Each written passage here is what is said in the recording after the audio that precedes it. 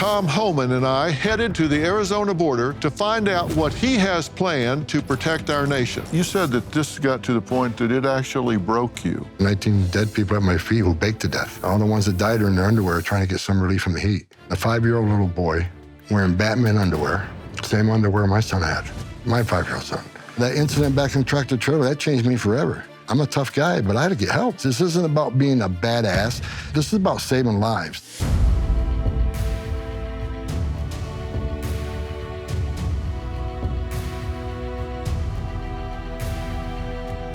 Tonight, we're discussing a pivotal moment in American politics.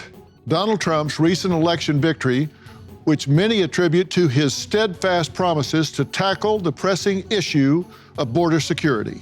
He resonated with many voters who feel that immigration has spiraled out of control. Promises of mass deportations and the completion of the border wall echoed through his speeches, capturing the attention of those who believe that strong measures are necessary to safeguard our communities.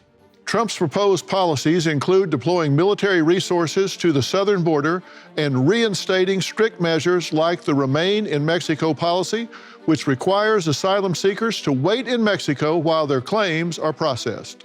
And the guy who is going to implement these promises is Tom Homan. As the former acting director of U.S. Immigration and Customs Enforcement, Tom has dedicated his career to law enforcement and border security. Last night, I sat down with the newly appointed border czar to discuss how he plans on executing President Trump's ambitious changes.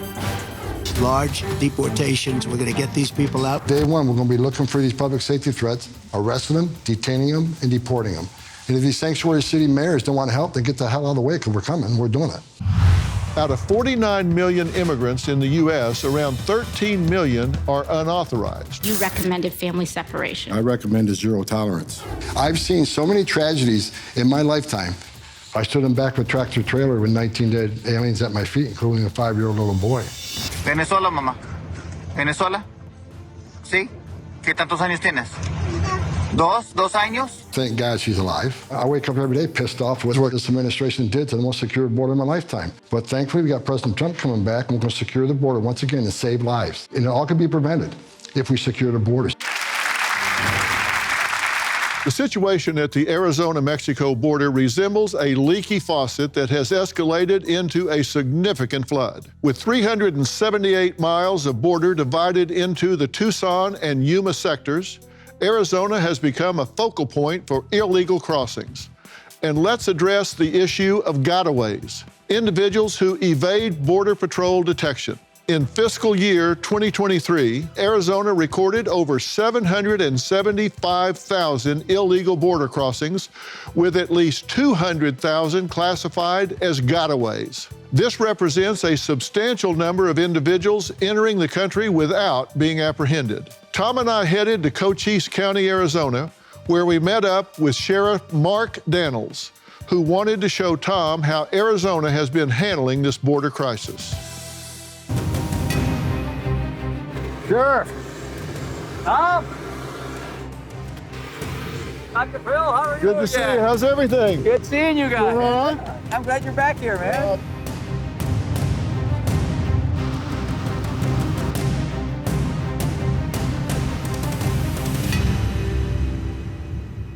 I want to start here. I think it's so important before we enter this building. This is our Border Operations Center. The border is dedicated to these fine professionals, both served in the Marine Corps. Chris is my deputy on the left, and you can see the story there. This is your deputy here? Yes, Dr. Phil. He's on my interdiction team for border crimes. He can tell you a story. We didn't think he was going to make it, Dr. Phil. That's how bad this was. His brother, Josh, who works for the United States Border Patrol, former Marine also, was up in these mountains right behind us over here, attacked by 2 migrants. They tried to get his gun. 1 round went off. The gun misfired. They took his knife and cut his throat. He fought him for 7 to 8 minutes before backup got there. And this is why we dedicated this building in honor of the law enforcement men and women. They both served their country. Now they're serving their communities for us here. And that's the kind of people that work in this center. 2 American heroes right there. Exactly. Were these 2 migrants that he confronted in the mountains up there, were they apprehended? They were apprehended. One, I don't believe was charged. If he did it, he got no jail time. The other one got 7 years. 7 years trying to kill a federal agent? Are you kidding me? That's unheard of. That's offensive. It's an insult for what we're trying to do on this border. That's the way it's been for almost 4 years here. I can tell you January 20th is going to change. You're going to get a partnership that you've never seen before. We're going to be hip to hip, and we got your six like you had ours, so things are about to change in a big way. Thank you, Tom, for that message, because that message has to be, that message is prevention in itself. I've said that. And Dr. Phil, thank you for airing this, because most people don't understand the reality of what's going on. I want to frame this reality. We got to tell this story. We do, Tom. Well, and we're committed to telling it. And the story that's been told is not really reflecting the attitude of the American people. And we're going to tell that story, and the American people are behind you. Don't get the idea. I don't want any of these agents, any of the men and women wearing this uniform to get the attitude that what you've seen in the media reflects the attitude of the American people, because it does not. Thank you. And we're going to get the story, the real story out, and there's going to be transparency in this. You and I are going to start partnering today. I'm already partnering with Texas Governor Abbott. We're not waiting to January 20th. This is too important. And I commit to you, and you're going to commit on behalf of the law enforcement here. We're committed back. We're protecting lives every day, and we're changing lives every day. And when I say changing lives, and the fact that we're trying to stop and prevent and educate, but also hold people accountable for those breaking the law. And it'll be my privilege at this time to introduce you to the Oletski brothers. Come on up, gentlemen. Chris Oletski, Sir, Joshua Oletski, What Dr. class? Phil. What Tom class? 869, sir. 167.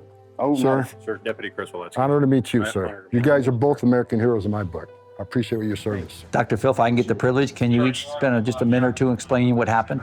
Yeah, absolutely. January, about a little less than 3 years ago, I was involved in a use of force incident where I found myself in a fight for my life. I fought for my weapon, I fought for my well-being, and that was both against a UDA who was willing to try to remove my weapon from my possession and use it against me. And then, when he couldn't do that, he ended up using a knife and trying to take my life that way. Real super simple. I fought and I won. I won the day. God bless him. And this was in the mountains up here? Yes, sir, it was. You were by yourself? I was. And there were two of them?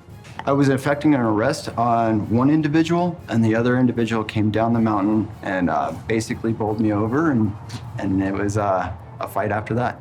See, that's not what the American people don't understand. These border patrol, I was a border patrol agent. I know it's like standing on that line. Sometimes your nearest backup is miles away.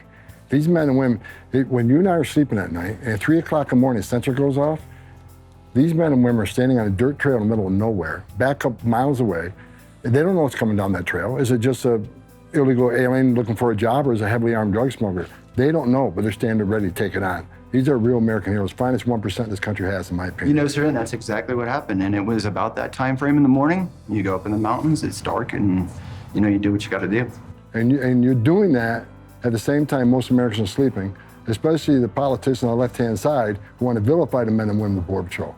You guys are on the line 24/7, putting lives on the line. And that's why this country's angry, because the left, the people that want to vilify you, vilify the Horse Patrol, vilify the men and women of law enforcement, they need to understand what you guys do every day for this nation, putting your lives on the line. I salute you, man. Again, I consider you an American hero, and I'm honored to even meet you two. I appreciate you. Thank you, sir. I appreciate the day. Well, I echo that as well, and that's why I told you we're telling this story. We're going to tell the real story, because the real story has not been told, and it's going to be told, and we're committed to that. We're going to bring the transparency and get this story told. And you've had your life on the line in this as well.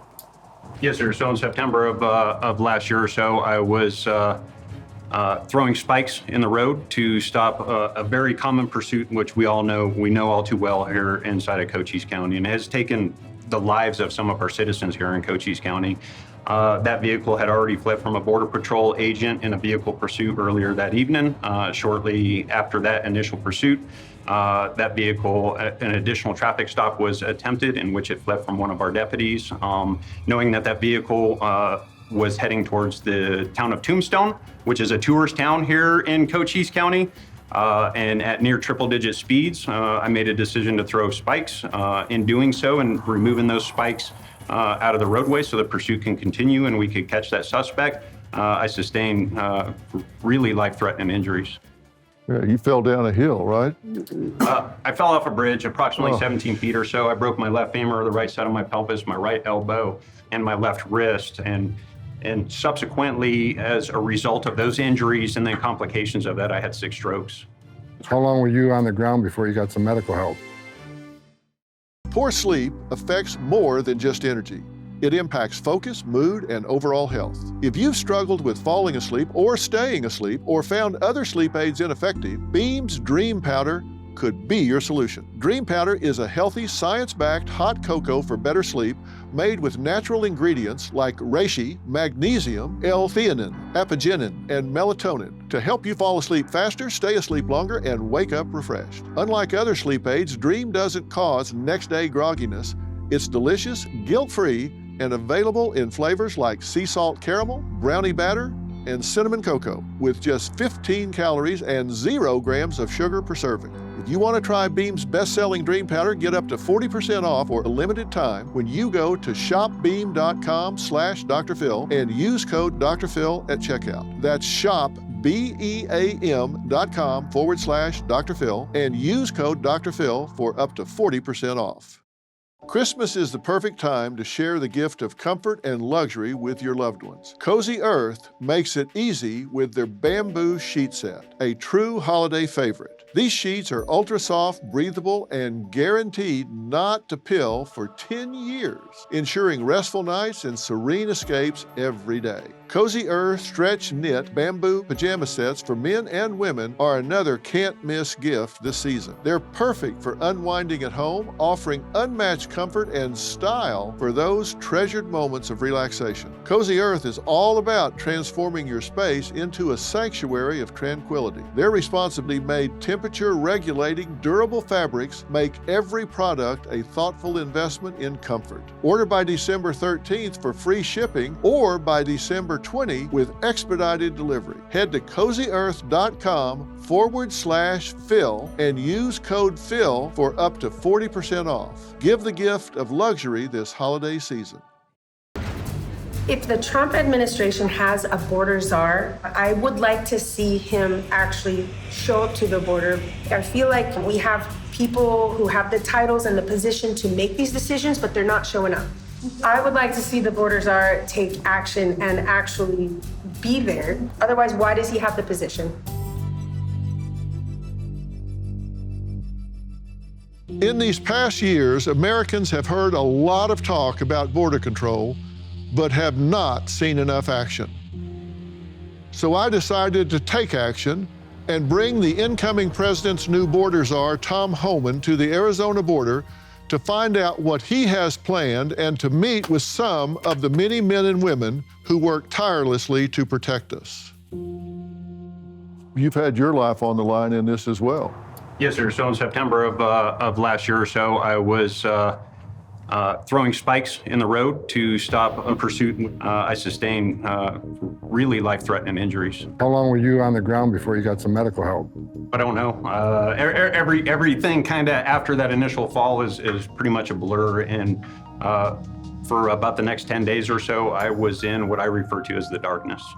And you know, sir, it was actually a Border Patrol agent that got to him first. It was a guy that I personally know. He's on my shift. That's what's amazing down here. I was super thankful that it was one of my guys that showed up. And I would say, and I'm going to throw some credit out to the NBC News crew that was out with us, because that Border Patrol likely would not have known that I got hurt if I did not have a news crew with me that evening, and was able to flag down a Border Patrol that was going up to join the pursuit and effect the arrest on that individual. So when they flagged him down, it was a Border Patrol agent who was first on scene and responded to that. Thank God they found you. Which is one of the many reasons this partnership between local law enforcement and federal law enforcement is so important. God bless both of you for doing what you do. And sir, could I say something? While our name is on this building right now, Josh and I are not naive to the fact that that name is just a representation of all uniformed people. It is a representation of the risks that we all face, and which is a common occurrence out here on the southern border. We hear you. We're going to make sure that this story gets told. Thank you for sharing it. Thank you both. Thanks, Dr. Phil? Good to meet you. Dr. Phil. Proud Nice to meet you. both of you. Thank you, sir. Thank you for your service. Thank you for what you're continuing to do. You guys are what it's all about. Come on in, guys. Thank you, guys. Come on in, John. Big man.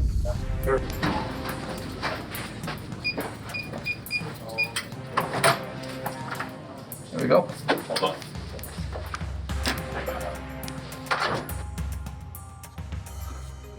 On. I'm introduce you to Dr. Phil and new board czar Tom Homan. This is my team of camera folks that watch the cameras 24/7.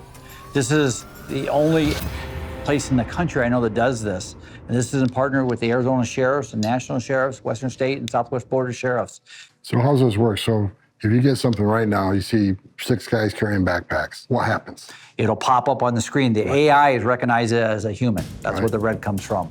You look on the bottom, it'll show the dates, the times, we're seeing. I'll look at When that happens, what do you do? I mean, how do you deploy to that? So once we get a hit and it's confirmed like that, then we notify the respective jurisdiction. We've seen childs in the back of smugglers. We deploy our own border team. If it's weapons, we deploy all law enforcement. If we see a community public threat, or if we think it's drugs. This is all AI driven, our system. So we have 1,200 cameras. So these are hidden inside the terrain, like they look like rocks or something? Yes. We go everywhere Border Patrol doesn't go.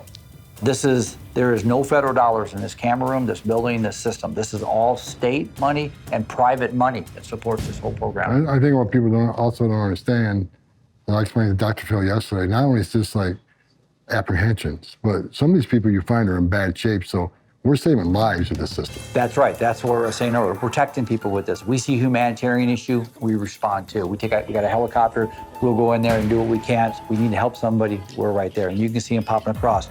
We're developing new AI that helps us develop if a backpack looks like it would have drugs in it versus a can of food. So we're in the process of doing that thing. This is forward-leaning. It truly is. Yeah. Now, these cameras, they're all identified, so when you look at like 2 from the right and down 3, you know where that camera is. So when you tell somebody we've got activity there, you can tell them geographically where that is. 100%. We have all the locations where they're at. Like these cameras here up on the right here, that's actually New Mexico. That's over in New Mexico right now. You guys are one of the first press ever to be in this room. We don't want the press to usually come in here because we don't want people to see this. We built our own repeater set. We have like 600 repeaters that run this whole system. Wow. So if you commit border crimes in Cochise County, I mean, it's not the smartest thing to do. So what do you need my help with? I've done this 40 years, the public safety, national security, and the humanitarian side of this. We want to be a partner. I've said that for 4 years. I've been neglected for 4 years. I'm glad you're back because we have a lot of operational. We want to plan with you for the future. Well, the good thing is I think you got a president that's coming in that wants to take federal money away from sanctuary cities. We're fighting what we're trying to do and hopefully divert that money to counties like you who's actually helping secure the border and save lives. So that's something I'm going to personally work on. It's energizing to know that we have an administration, we have you, and we have Dr. Phil that's putting the reality, framing the reality of this to get back in there with us and help us. Thank you. Yeah, Dr. I've been talking to Dr. Phil. He has a huge reach through social media, his numerous platforms. He's going to tell the story. We're going to be very transparent in what we're doing. And I think the American people will be behind us 100% once they see the facts of what's actually happening. Hasn't been easy. Tucson Sector Border Patrol reports arresting an undocumented immigrant after he illegally re-entered the country near Casa Grande. Now, this is a picture of Gilberto Garcia posted today on Border Patrol's X account. Border Patrol says Garcia is now charged with illegal re-entry after being arrested last Tuesday. He was previously convicted of sexual crimes against children in 2018 before being deported back to Mexico. Arizona has become a hotspot for illegal crossings, and that's because of the massive expanse of land that makes it easy to get away. Cochise County is 6,219 square miles of rugged terrain. They share 84 miles of border with Mexico. Sheriff Mark Lamb patrols the I-10 freeway from Tucson to Phoenix. It's an area infamously known as Smuggler's Highway. His job is to stop the illegal transportation of drugs and humans from Mexico into the United States through Arizona. He joined Tom, Sheriff Daniels, and I to discuss how frustrated he's been for the past 4 years.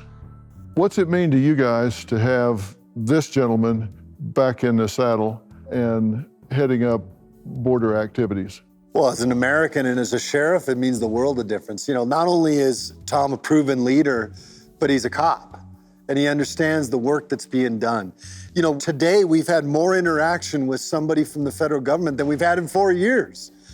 So this is nice to actually get the seat back at the table. Tom is a proven guy, and to us, it gets just a weight off of all of our chests. His message has never changed. He doesn't have a political message out there, Dr. Phil. He has a message of reality. Is the fact that I've worked with him for many years, and he's never changed who he is, what he stands for, and that's the American people, the American dream, and making sure that we're protected. And Tom, we're talking about you like you're not here, but you are here. You don't have to be here today, but you are here today. Why? Because I care. I mean, I've been doing this job, like the gentleman said. I started as a police officer in New York in 1983. I mean, I'm an old guy, and I was a Border Patrol agent. I wore that uniform. I know what it's like to be that Border Patrol agent. I was an ICE agent. I was the first ICE director who actually came up through the ranks. So the 20,000 men and women that worked for me, I didn't ask them to do anything I didn't do because I was one of them. And I care because out of the 34 years I spent in immigration enforcement, I've seen a lot of tragedies. I've seen a lot of dead people.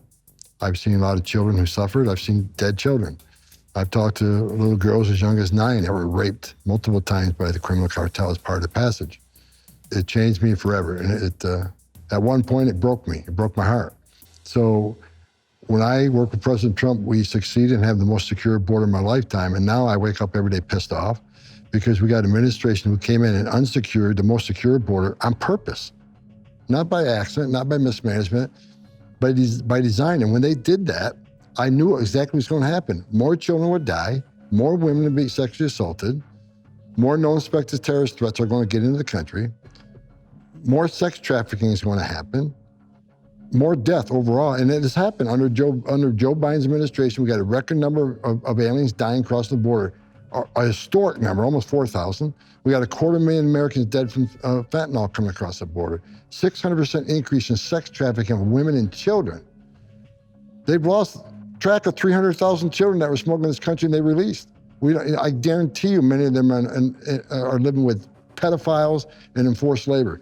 Now I'm honored that President Trump asked me to come back for the second time from retirement to do this job and work with patriots like this who've been fighting the front line under numerous administrations, and they bear their brunt on the last 4 years of doing this on their own. They've been abandoned by this administration. Well, guess what? President Trump's got their 6, I got their 6, and they got my 6. And that's a beautiful thing to say in the world of law enforcement where you got each other's 6. One of your key values is a secure border saves lives. What do you mean by that? President Trump had illegal immigration down to a 45-year low. Illegal immigration was down 83 to 90%, depending what time frame you looked at. There's been numerous studies done that 31% of women that make that journey through use cartels be sexually assaulted. 31% of women admitted it. So what is that number really, right? Way underreported. So when 90% less people are coming, how many women weren't being raped? How many children didn't drown in that river? How many Americans didn't die from fentanyl? Because when immigration is down 90%, Border Patrol is 100% on the line and vigilant. But under this administration, they overwhelmed with millions of people coming across the border where the majority of Border Patrol agents, not some, a majority of Border Patrol agents were pulled off their duties on the border, national security duties, to make sandwiches, change diapers, make baby formula, make hospital runs, make bus runs, and process this humanitarian crisis. At the same time they're doing it, the cartels took advantage. They created gaps. They send these groups to one area knowing Border Patrol's going to seize on that opportunity. Then they create gaps in the system. That's when they move the fentanyl. That's when they move the bad guys. That's when they move the 2.2 million that don't want to be caught, right? So having a secure border saves lives just because less people are coming, less people in harm's way. I'm really curious about something. I think words are powerful. And I'm wondering if we really have an open border now, or if we have a border that the cartel has put a turnstile up on. Is this really an open border, or is it one that is controlled by the cartel? Are they the ones that are running the American-Mexico border? In times of uncertainty, stemming from economic volatility, political shifts, and global events, it's crucial to work together and unite as a country for a brighter future. Amid these challenges, it's important to take proactive steps to monitor and protect your finances and retirement accounts. That's why I'm turning to physical gold and silver to help protect my accounts, and you should too. Gold and silver prices reached record highs this year, and central banks are buying gold like never before. So get started today with Preserve Gold, the only precious metals company I trust and recommend. They have hundreds of five-star reviews and millions of dollars in trusted transactions. Preserve Gold is giving away a free precious metals guide with information on how to help protect your accounts. Just text Dr. Phil to 50505, and you can get up to $15,000 in free gold and silver with a qualified purchase. So don't wait. Text Dr. Phil to 50505 to claim this exclusive offer from Preserve Gold today. Right now, we are tracking this caravan. 1,500 migrants are on foot heading for the U.S.-Mexico border. Migrants say they are anticipating stricter immigration policies under an incoming Trump administration and say they are desperate to cross now. We want to be on the other side before the new president of the United States takes office, as he seems quite harsh on immigrants. We're going to have to seal up those borders if they have to come in legally. As News Nation reporter Jorge Ventura just revealed, a huge caravan of migrants are attempting to enter the U.S. before President Trump can take office. But what can officials in our border states of Texas and Arizona do about it? I spoke to some high-level officials to find out. Is this really an open border, or is it one that is controlled by the cartel? Are they the ones that are running the American-Mexico border? Well, the open border calls the cartels to take control. The criminal cartels in Mexico control our southern border. They decide what comes in, who comes in, and where it comes in, and when it comes in. You talk to any border patrol chief, and I've talked to most of them, they'll tell you they've lost operational strategic control of the border. One chief patrol agent used the term when there's heat in the moment, when the numbers were 10,000 days, he says, Tom, this is broken arrow. Because I can't contain what's coming across. I'm not going to get 10%. But the cartels, and they demonstrate it every day. You know, you think 100 family groups, 200 family groups show up at the same place at the same time by coincidence? No, the cartels will send a large group like that to overwhelm the border patrol, and they create gaps, operational gaps. The border patrol can come from other areas to deal with that humanitarian crisis, and that's when they move the fentanyl, that's when they move the gang members, and that's when they move the people that don't want to get vetted. You look at the numbers, 2.2 million people, known gotaways that we captured on video, drone traffic, or sensor traffic. Why did 2.2 million people pay more to get away? Why didn't they pay less to get released in 24 hours, get a free airline ticket to the city of their choice, get a free hotel room, nice hotel room, by the way, 3 meals a day, free medical care, and get work authorization within 4 months? Why would you not take advantage of that giveaway program at a lower cost? Why you paid more to get away? Because they don't want to be vetted, they don't want to be fingerprinted, and that's just scared the hell out of all of us. Border patrols under Biden has arrested people from 181 different countries. That's almost every country in the world. Some of these countries are sponsors of terror. They've arrested 300 people on terrorist watch lists just on the border under these 4 years. How many of that 2.2 came from a country sponsoring terror? If you think it's zero, you're a moron. So me and Christopher Wray agree on one thing. This is the biggest national security vulnerability this country's ever seen. Something's coming. And when that something's coming, I want President Trump to be in the White House, not what we currently have. So these are terrorist groups, and they're going to have to be dealt with accordingly. Absolutely, terrorist groups. And they're not just terrorist groups on the southern end. Because of the policies of this administration over the last 4 years, they have grown globally. Our inability to secure our southern border has not just affected America. It's affected it globally because now they're in 54 different countries, selling drugs all over the world because of the power that they were able to gain at our southern border.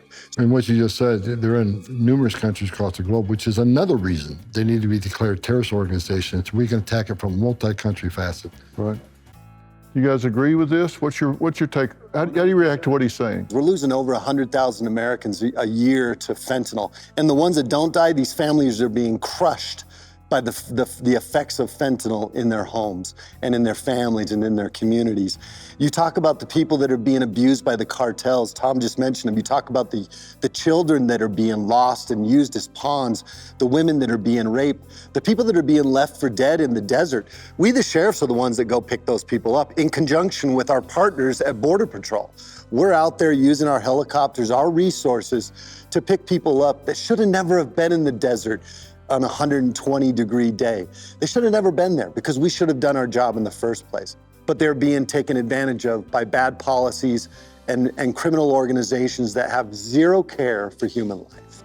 Dr. Phil, the number one responsibility of any elected official, from the president all the way down to a mayor, a sheriff, a community leader, a national leader, anybody that wears a badge, is quality of life. That's what we do every day, is to go out and sustain that quality of life that people expect. And they're blind to a lot of things we do every day. And for somebody to turn a blind eye to that, or somebody takes an oath of office to say, I'm going to protect your quality of life and protect the rule of law in this country, but turn their back on it, that's gross negligence. If I did that, I promise you, I'd either be prosecuted or I'd be kicked out of office. And that's what's happened here. I truly believe the will of the people said, we've seen enough, we've heard enough, we can't take this no more. And that's why we have the change. They try to characterize you guys as just not caring about people that are trying to get to a better life. You said that this got to the point that it actually broke you. What do you mean? The newly appointed border czar under President-elect Trump, Tom Homan, and I headed to Cochise County, Arizona to meet with Sheriff Mark Daniels and Sheriff Mark Lamb, two dedicated leaders on the front lines of the Arizona-Mexico border. With 378 miles of border to patrol, Arizona has become a focal point for illegal crossings, and the situation is escalating. I wanted to hear how Tom and his team plan on de-escalating this national security crisis in Arizona. You know, they try to characterize you guys as just not caring about people that are trying to get to a better life. You said that this got to the point that it actually broke you. What do you mean? I grew up in a small town upstate New York. You know, you grew up in a small town where everybody's milking cows, right? And if you fast forward, I'm staying in the back of a trailer, 19 dead people at my feet who baked to death. Baked to death. All the ones that died are in their underwear trying to get some relief from the heat. Steel box, black, no lights, no air, no water. And when I went to that crime scene and I keyed on a 5-year-old little boy wearing Batman underwear,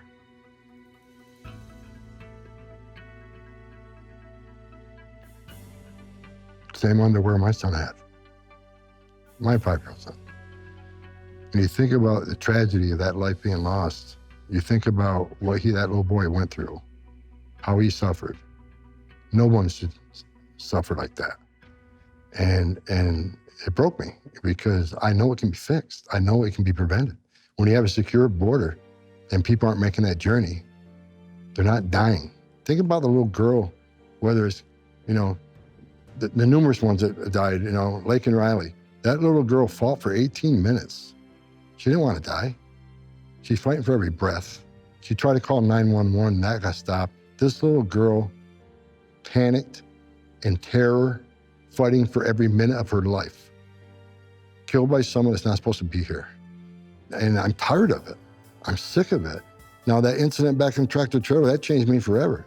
And I'm a tough guy, but I had to get help. I mean, you know, it's when you deal with so much tragedy, it wears on you. People want to know why I'm so emotional and why I'm so hardcore in this, because I'm sick and tired of burying children and having women being raped. And I'm sick and tired of talking to angel moms and dads whose children were murdered by someone that's not supposed to be here. I'm sick and tired of all the fentanyl deaths and all these parents that have suffered loss of their child. And everybody wants to beat us up on Trump's family separation. No one wants to talk about the separation that occurs 1,000 times more by a parent burying their child. That's separation.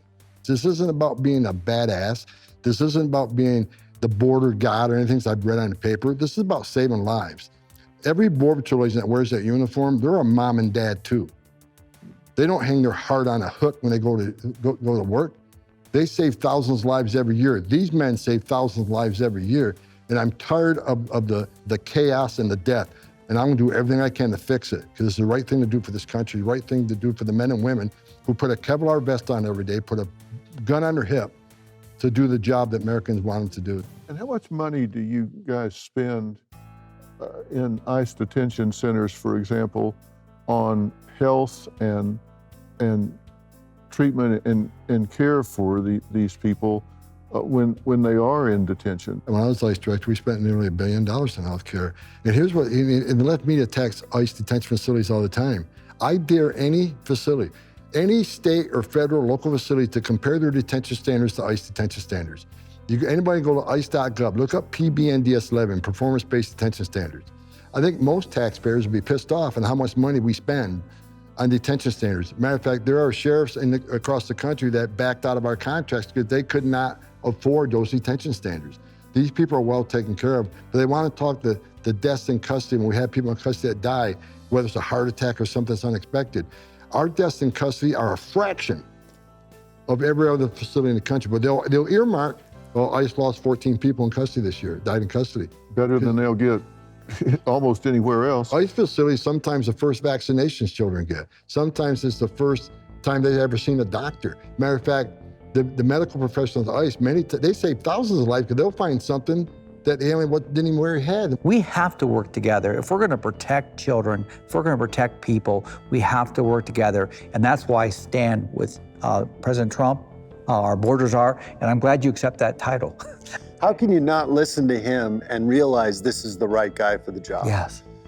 You can feel the emotion that he brings. You can feel the balance that we are often called to bring to a situation, the balance of law and order and humanity. And I mean, how do you not listen to this interview and say, this is the right guy for the job? As it appears clear Donald Trump will once again become president, there are mixed reactions among border residents. I'm worried that what's going to happen is going to really hurt this community. Ranchers like Fred Davis tell me how the Trump years were some of the best years along the border. It was the lowest invasion rate we've seen in probably 30 years. Both sides do seem to agree they expect quick actions. Tonight, we focus on the Arizona border, which has become a critical area for illegal crossings and national security concerns. John, your land has been in your family for 129 years. Yes, sir. And how big is your property? We have about 16,000 acres. 16,000 acres. And you said in the time that y'all have had this property over, say, the last 30 years, how many illegal immigrants have come across your property? Border Patrol's got 500,000. 500,000 people. What do you say to that when you hear somebody that's just down there working the land and they've had 500,000 of these illegal immigrants come across their property?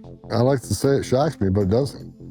I mean, this is, the southwest border is a gateway for the whole world to get into the United States. That's why it's so important to secure it. I mean, how would anybody feel, any people watching this show, people just walking through their property every day? And I'm sure creating some damage when they do it. And I'm not shocked anymore. I mean, I've been doing this for 34 years. It doesn't shock me at all. However, when we secure the border, that helps him and helps him preserve his property and makes it safe for him. I mean, with 500,000 people crossing your property, do you let your children go out and play? I mean, do you feel comfortable in your bed at night? I mean, I'm sure you are taking care of your Second Amendment rights, right? Absolutely. Sure. Sleep with our dogs, too. Do they impact the land? You've got cattle? Yeah, we raise beef cattle. The biggest thing is they cut fences to make it easier. Instead of climbing through the fence, they just cut it. Chase cattle when they're walking north to get to the highway. I lose 10,000 gallons of water overnight probably every other week when they break off a water float to get a drink, leave it running. I put hose bibs up for them 20 years ago, and they just leave them running. Cattle getting out on the highway, then I'm liable for somebody hitting them with their car. We've had everything stolen from tools to vehicles. Since Donald Trump got reelected, they quit coming to the house. He made the biggest impact on any of this his first term. It darn near stopped with his 4 years, and then Biden got in, and overnight we had 5 groups at the house. Really? Yeah. It's every day we're putting up with that. Are they trying to get in? Do they steal things? What do they do? It's both, but most of the time they're wanting me to call for help or want water or want food. We always feed them, but when you get a group of more than 30, you quit feeding them because what do you feed them? We've had 18 dead people on the ranch. The last one, my grandkid, he said, Grandpa, I smell something dead and it isn't a cow. He's an 8-year-old, so. Yeah, that's what we put up with. And, it's just the privacy deal. These people have no respect for anything in the U.S. They climb the wall. We've got Trump's wall. and they climb that wall, and they still claim they don't know where they're at. There's two sides to the wall. You come down the other side, you know you're in the United States. You bet. Well, I think the scary thing's got to be, a large portion of them are coming for a better life. We get that. I'm sure some aren't good guys. They're bad guys. They're packing dope. They're muling dope. Absolutely. That's what we have down here. We don't have any asylum seekers. It's all military-age men. They don't want to get caught. We can't go anywhere without somebody being at the ready. That's been that way for 30 years. So this costs you money, costs you peace of mind. But we're used to it. That's a problem that people, when we talk to them, and aren't you scared? Well, we're not scared, but we're used to it. Yeah, but you shouldn't have to be used to that. That's the problem. You said 10,000 gallons of water? Got 4 of them that are 10,000 gallons, and it takes me 4 days to pump them back up. But when it runs out overnight. So then, you got a couple of hundred head of cows without water. What do you do? You feeling a little better now? Absolutely. Yeah. I'm so happy you got it, and I'm so happy Donald Trump won. It just, there's hope. Well, It'll be a night and day. Yeah, help is coming. Thank you for sharing about what's going on, because people need to know.